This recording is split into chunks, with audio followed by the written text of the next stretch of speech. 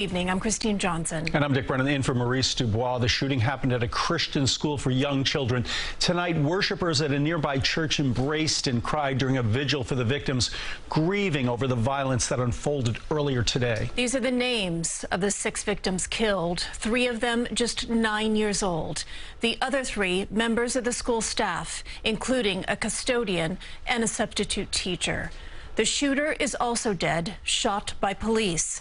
Tony Aiello joins us now with what we're learning about the investigation tonight. Tony? We know one of the victims was the daughter of the pastor at Covenant Presbyterian Church. Another was the head of the affiliated Covenant School.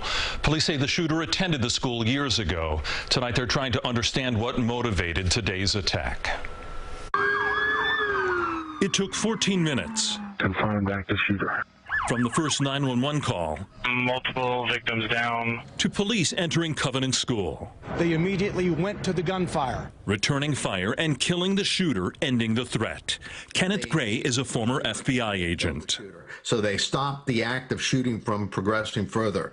Their actions stopped further death from happening. Metro Nashville police say the shooter had 2 AR-style weapons and a handgun and believe the attack was carefully planned. There were maps drawn of the school in detail, surveillance, entry points, etc. Cops say these photos showed the shooter fired at arriving officers from a second-story window. Police named the shooter as 28-year-old Audrey Elizabeth Hale and later said Hale was transgender.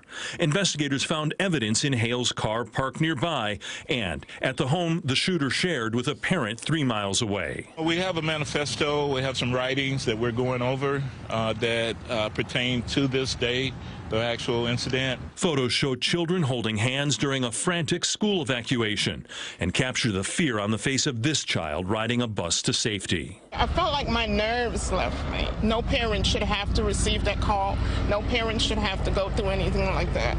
Just happy to be reunited with them. Monday night, the soundtrack in Music City is a sad one, with the deaths of 3 innocent kids and 3 dedicated school staffers. I am overwhelmed at the thought of the loss of these families, of the future lost by these children and their families.